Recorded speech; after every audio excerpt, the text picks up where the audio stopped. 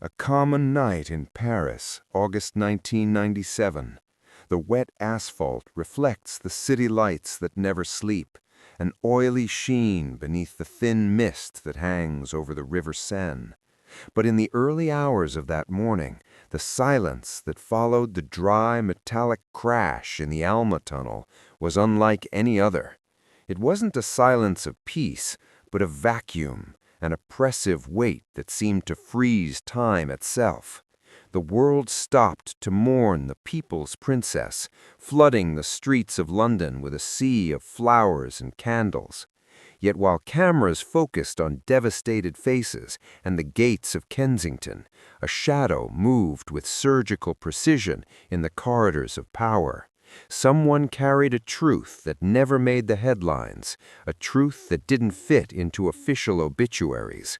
Diana was not merely a public figure in desperate flight. She was the guardian of a secret that, if revealed, could fragment the structure of the oldest and most powerful monarchy on the planet. What happened in those last minutes was not a tragic accident by fate, but the inevitable climax of a psychological pursuit that began long before the driver sped up the black Mercedes. Imagine yourself now, for a moment, in her place. Try to feel the weight of the satin and jewels that, to the world, were symbols of a fairy tale, but for you were chains. You live under the constant gaze of billions of people, a global microscope that never turns off. Yet at the same time, you feel like the loneliest person in the world.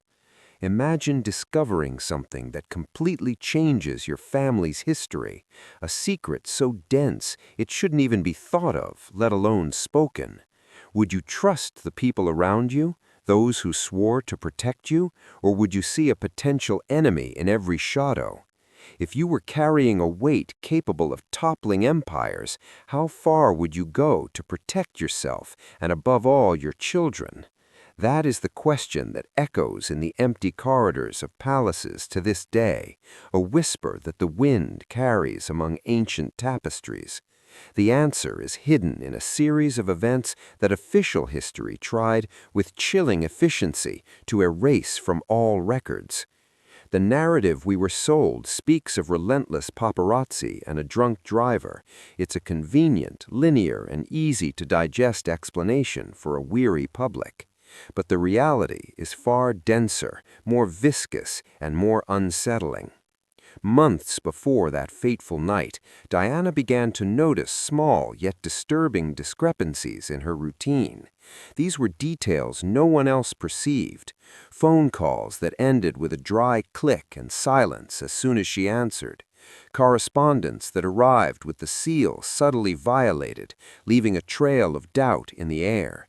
And most disturbing of all, the constant sensation of being watched, even in the most intimate moments.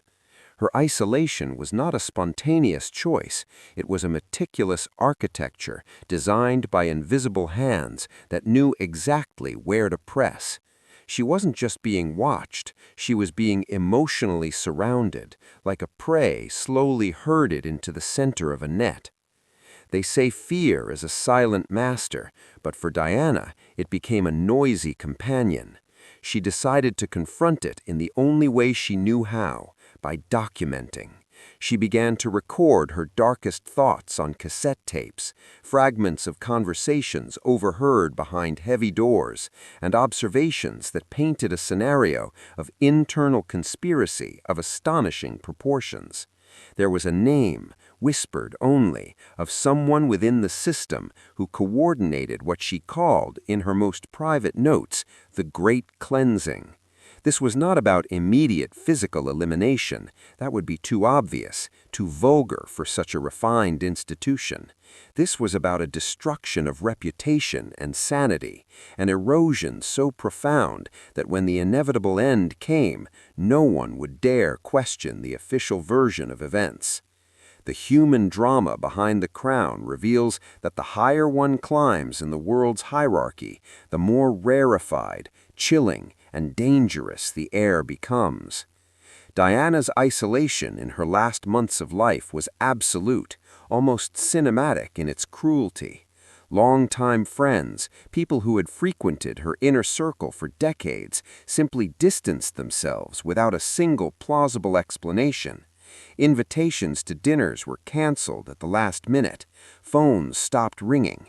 She found herself trapped in a hall of mirrors where truth was distorted with every move she tried to make to free herself.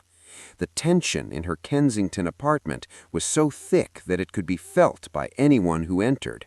She spent hours checking outlets for hidden microphones and avoided speaking near windows, fearing long-distance listening technology. What she knew was so dangerous that it turned her into a willing prisoner of her own privilege. Every luxury that surrounded her now seemed like a monitoring tool. I want to pause now and sincerely thank you who are here with me, following every detail of this narrative and seeking to understand what truly happens behind the curtains of official history. Your presence and your pursuit of truth are what keep alive the memory of those whom the system tried to silence forever. And I promise you, what I am about to reveal next is the best-kept secret of this trajectory, something that was locked away for decades, protected by maximum security protocols, and that completely changes the perception of what truly motivated that last, desperate trip to Paris. The point of no return had been crossed, and what follows is the missing piece in this puzzle of shadows. In that last week of August, the air in London seemed charged with static electricity. Diana received a plain brown leather folder, unmarked and senderless, delivered by a messenger she had never seen before and who vanished into the crowd seconds later. Inside that folder, there were no paparazzi photos or fan letters. There were complex bank documents, transcripts of secret meetings in Geneva, and internal memos that should never have been recorded on paper. The content was devastating. It linked the financing of certain obscure military operations abroad to funds that passed through a network of proxies and shell companies through institutions directly connected to the structure of the royal family.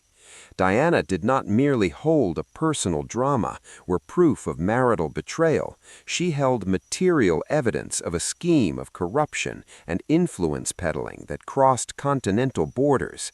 The accident in the tunnel was not caused solely by the speed of the Mercedes. It was caused by what was hidden in Diana's bag, a secret that could implode the established order before that document could reach the hands of the international press the following morning.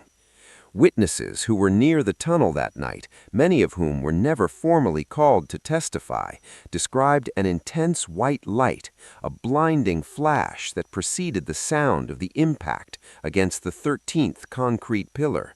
This crucial detail was quickly dismissed in official inquiries as a collective hallucination caused by the stress of the moment. But what if that flash was the technological signal that fate had already been sealed? The black Mercedes did not lose control due to a random mechanical failure or common human error. There was external interference, a moment of induced blindness that ensured the truth died with her among the twisted metal wreckage before that document could reach the hands of the international press the following morning. The rescue that night was marked by an atypical slowness, defying all emergency protocols of a metropolis like Paris. While onlookers gathered and paparazzi flashes continued to fire macabrely, swift, trained, and silent hands searched the wreckage of the car even before paramedics had full access to the patient. What these agents sought was not to save a life. They sought the brown leather folder that from that moment was never again seen by human eyes outside of high-level intelligence.